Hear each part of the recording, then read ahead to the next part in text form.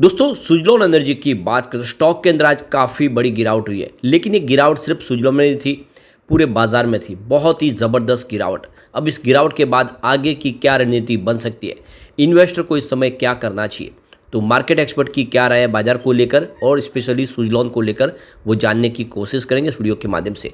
इसके अलावा कुछ बड़ी अपडेट निकल के आ रही है जिनको हम एक एक करके डिस्कस करेंगे। क्या सुजलॉन आने वाले समय एक अच्छा रिटर्न दे सकता है या फिर एक समय आ चुका है कि इस समय बाजार से निकला जाए, तो यहाँ पे इन सारी बातों को समझने की कोशिश करेंगे। वैसे पिछले 2-3 सालों में सुजलॉन ने बहुत ही ज़बरदस्त रिटर्न दिया है और लोगों की जुबां पे हमेशा सुजलॉन का नाम रहा। लेकिन अब जैसे कि बाजार में पिछले ट्रेडिंग सेशन से काफ़ी बड़ी गिरावट शुरू हो चुकी है, अब आगे की क्या संभावना जानेंगे इस वीडियो के माध्यम से। लेकिन फ्रेंड उससे पहले अगर आप पहली बार हमारे चैनल पे आए तो चैनल को सब्सक्राइब कर दीजिए, एक बेल आइकॉन दबा दीजिए ताकि जब भी नया वीडियो बने पहला नोटिफिकेशन आपको मिले। वीडियो पसंद आए तो लाइक से जरूर कीजिए। चलो फ्रेंड्स वीडियो स्टार्ट करते हैं। मैं हूँ आपका दोस्त एस.बी. दवे और हमारे अपने चैनल ऑनलाइन कमाई में आपका बहुत बहुत स्वागत है। तो सप्ताह का पहला दिन बहुत खराब रहा है बाजार के लिए। आप देख सकते हो कि बहुत भारी भरकम गिरावट हुई, करीब 845 पॉइंट की भारी गिरावट हुई है देख लो कि BSE सेंसेक्स में। और ये जो गिरावट है ये काफ़ी बड़ी है। तो BSE में लिस्टेड कंपनियों का जो टोटल मार्केट कैपिटल है वो यहाँ पे 15 अप्रैल को घट के 394.73 लाख करोड़ के आसपास पहुँच गया है।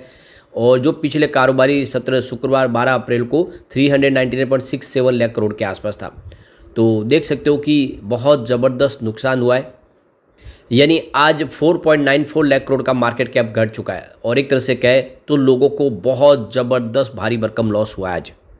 अब सुजलॉन की बात करें तो स्टॉक की शुरुआत बिल्कुल निगेटिव हुई 40.05 पर, क्लोजिंग थी फ्राइडे की 42.15 के आसपास, परंतु इंट्राडे में 41.20 का हाई भी बना, यानी कुछ ऊपर जाने की इसने कोशिश की। लेकिन जिस तरह से बाजार दोपहर के बाद फिर से गिरना शुरू हुआ 2-2:30 बजे के बाद, इसमें भी हमने गिरावट देखी और 40.05 का इसने लो बनाया और क्लोजिंग 40.70 के आसपास रही, जहाँ पे 3.44% की गिरावट देखने को मिली। अब इसमें जो अच्छी खबर अगर हम देखें तो यह है कि लोअर सर्किट नहीं लगा। जब तक 800 850 पॉइंट की भारी गिरावट के बावजूद भी अगर लोअर सर्किट नहीं लग रहा है तो आप ये समझ ही सकते हो कि स्टॉक मजबूत है। और 5% का लोअर सर्किट नहीं लगने से आप समझ सकते हो कि इसमें एक अच्छी चिंताजनक बात है जो हमारी खत्म होती हुई दिखाई देगी, क्योंकि पिछले कई दिनों से इसमें अपर सर्किट लोअर सर्किट नहीं लगे, मतलब ASM लिस्ट से भी बाहर निकलने की संभावना दिखाई दे सकती है। अब सुजलॉन की परफॉर्मेंस देखो, पिछले एक महीने में 6.85% की इसने वृद्धि बताई और पिछले 6 महीनों में 50% का शानदार रिटर्न दिया। ईयर टू डेट के हिसाब से 10% और पिछले एक साल में 416% का शानदार रिटर्न दिया है। यानी जो उसकी प्राइस है 8 रुपये के आसपास थी साल भर पहले, जो 42 के आसपास पहुंची है। तो इस हिसाब से इसका जो 52 वीक का हाई 50 के आसपास है और लो है वो 7.91 का है। तो ये स्टॉक ऑलरेडी बड़ा मल्टीबैगर देने में कामयाब रहा है। इसका मार्केट कैप इस समय 57,398 करोड़ के आसपास है। अब यहाँ पे देखो कि सुजलॉन एनर्जी को लेकर आनंद राठी ने इसमें खरीदारी की सलाह दी है। और आप देख सकते हो कि आनंद राठी का कहना है कि Q4 में मजबूत विंड टर्बाइन डिलीवरी की उम्मीद है। और देख सकते हो कि करीब 313 मेगावाट का एक ऑर्डर की इनकी संभावना बन रही है और इसमें कहा गया है कि कमाई में तेज़ी से बढ़ोतरी होगी। आनंद राठी ने हाल में ही सरकार की जो महत्वाकांक्षी विकास योजनाओं के बीच में विंड एनर्जी सेक्टर के लिए नए सिरे से फोकस करने के लिए बाय की रेटिंग दी है सुजलॉन के लिए और उसका कवरेज शुरू कर दिया है। तो टारगेट जो रखा है वो 49 रुपीज़ का आनंद राठी ने।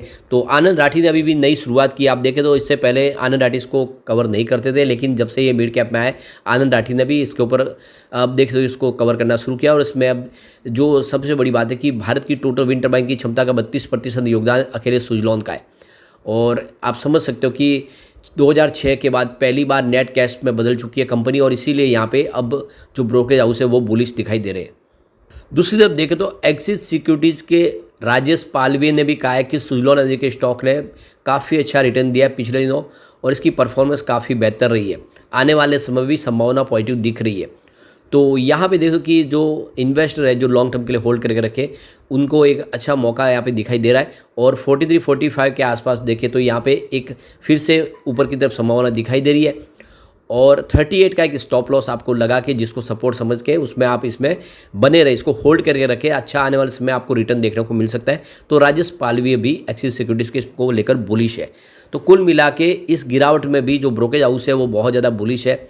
अब यहाँ पे मार्च महीने के दौरान देखें तो म्यूचुअल फंड की जो इस समय नई जो होल्डिंग सामने निकल कर आई उसमें सुजलॉन में, आईटीसी, एचडीएफसी बैंक ऐसे स्टॉक में काफ़ी अच्छा निवेश म्यूचुअल फंड ने किया, यानी म्यूचुअल फंड ने अपनी होल्डिंग को बढ़ाया। तो देख सकते हो कि जो इनफ्लो रहा है म्यूचुअल फंड का वो डिक्लाइन हुआ है वैसे मार्च में 16%। तो देख सकते हो कि 22,633 करोड़ के आसपास रहा है, जो पिछले क्वार्टर में 26,865 करोड़ के आसपास था। तो देख सकते हो कि फरवरी महीने में यहाँ पे काफ़ी ज़्यादा जो निवेश था वो, लेकिन अब जैसे कि सरकार ने जो स्मॉल कैप और मिड कैप से थोड़ा सा बच के रहने की सलाह दी सेबी की तरफ से, उसके बाद में यहाँ पे ये आप देखें तो म्यूचुअल फंड का जो निवेश है वो कम हुआ है। तो इस समय जो म्यूचुअल फंड का टोटल AUM देखें तो वो डिक्लाइन हुआ 2%, जो 53,40,194 करोड़ के आसपास आए मार्च में, जो फरवरी में 54.54 लाख करोड़ के आसपास था। तो उस हिसाब से देखें तो इसमें कमी आई है। अब यहाँ पे अगर हम लार्ज कैप की बात करें, यहाँ पे कुछ स्टॉक के अंदर देख दो कि MFI की तरफ से खरीदारी हुई है, जिसमें आप देख दो कि ITC, HDFC bank, REC, PFC और भारत इलेक्ट्रॉनिक्स यानी BEL, इनमें निवेश को बढ़ाया है म्यूचुअल फंड ने। लेकिन कुछ स्टॉक के अंदर म्यूचुअल फंड का निवेश घटा है, तो जिसमें आप देख दो कि SBI है, जियो फाइनेंशियल, बैंक ऑफ बड़ौदा, भारतीय एयरटेल, इंडियन ऑयल कॉरपोरेशन, ये स्टॉक है जिनमें से इन्होंने अपना निवेश घटाया है। अब यहाँ पे अगर हम मिड कैप की बात कर ले तो आपको यहाँ पे देख दो कि संवर्धन मदरसन दिखाई देगा, जिसमें खरीदारी नहीं हुई है, सेल में खरीदारी की है। इसके अलावा सुजलॉन एनर्जी में भी निवेश बढ़ा है म्यूचुअल फंड का। बंधन बैंक, मदरसन, सुमी वायरिंग और ये स्टॉक है जो टॉप 5 में शामिल है, जिनमें काफ़ी बड़ा निवेश किया गया है म्यूचुअल फंड की तरफ से। तो आप देख ही सकते हो क्लियरली कि जो म्यूचुअल फंड का जो निवेश है वो बढ़ा है मार्च के दौरान सुजलॉन के अंदर, और ये बहुत बड़ा शुभ संकेत है, यानी म्यूचुअल फंड पूरा भरोसा करे इस समय सुजलॉन के ऊपर। इसके अलावा देखें तो कुछ स्टॉक से निवेश घटाया है मिड कैप में, जिसमें Vodafone idea, Ashok Leyland, NHPC, IREDA, federal bank, ये टॉप 5 स्टॉक है जिसमें से निवेश घटा है म्यूचुअल फंड का।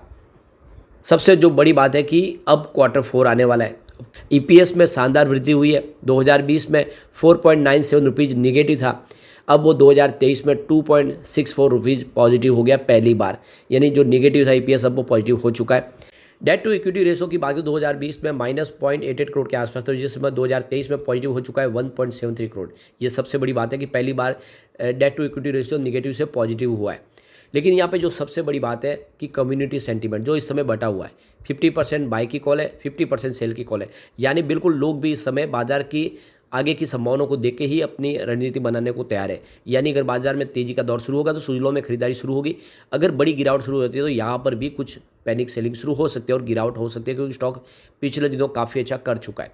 इसीलिए आपको भी इस समय बाजार को आगे देख के फूक फूक के ही कदम रखने चाहिए। लेकिन फ्रेंड, कोई भी इन्वेस्टमेंट करने से पहले अपने फाइनेंशियल एडवाइजर्स बड़े ले या अपना खुद का रिसर्च करें, क्योंकि मैंने वीडियो आपके एजुकेशनल पर्पज़ के लिए ही बनाया। वीडियो पसंद आए तो लाइक से जरूर कीजिए और चैनल को सब्सक्राइब कर दीजिए। Thank you friend.